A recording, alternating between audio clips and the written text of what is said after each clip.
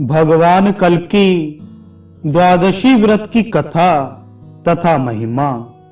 दुर्वासा जी कहते हैं, बहुत पहले काशीपुरी में विशाल नामक एक पराक्रमी राजा थे। बाद में उनके गोत्र के व्यक्तियों ने ही उनके राज्य को छीन लिया।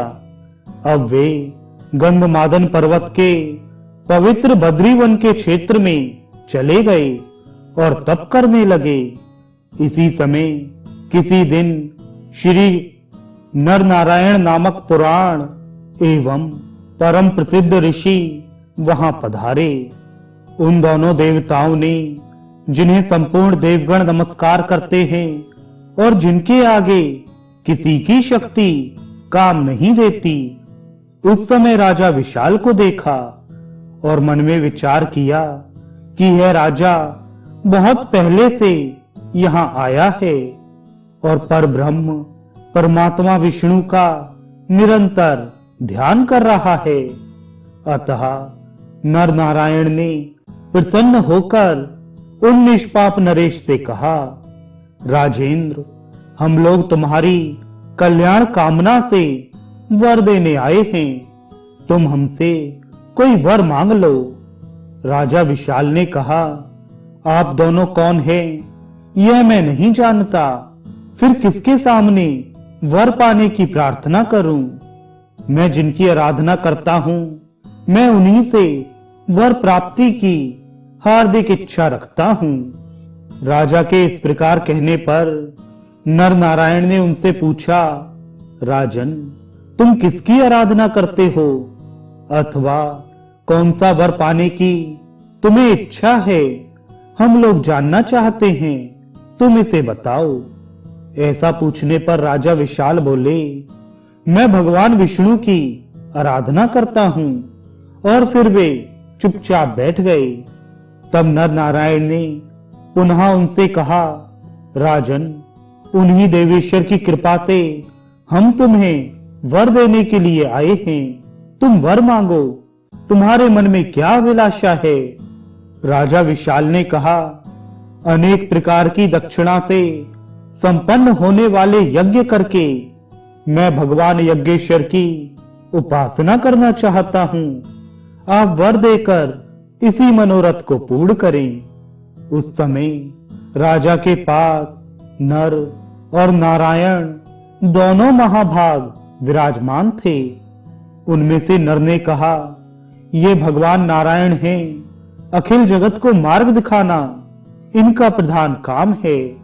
संसार की सृष्टि करने में निपुण ये प्रभु मेरे साथ तपस्या करने के विचार से इस बद्रीवन में आ गए हैं।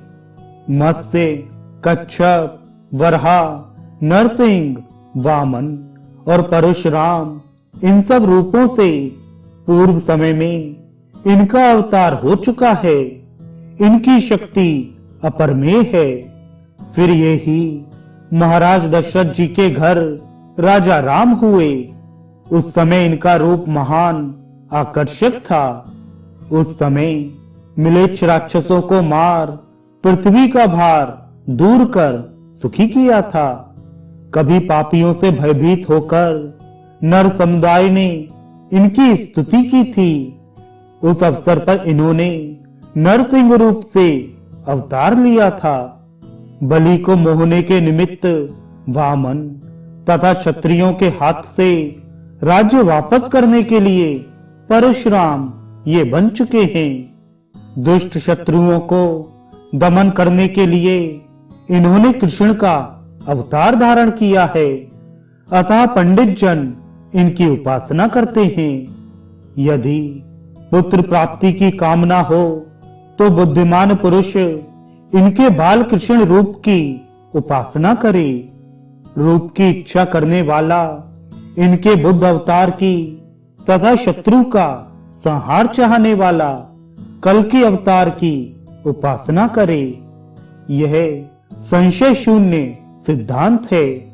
इस प्रकार की बातें स्पष्ट करके मुनिवर नर ने राजा विशाल को भगवान हर की यह कल की द्वादशी बतला दी। वे राजा इस व्रत को संपन्न करने में संलग्न भी हो गए। फलस्वरूप वे चक्रवर्ती राजा हुए। मुनि उन्हीं राजा विशाल से संबंध रखने के कारण यह बद्रीवन विशाल नाम से प्रसिद्ध हुआ। वे नरेश इस जन्म में सुखपूर्वक राज्य कर अंत में बद्रीवन में गए, जहां अनेक प्रकार के यज्ञ करके भगवान नारायण के परम पद को प्राप्त किया।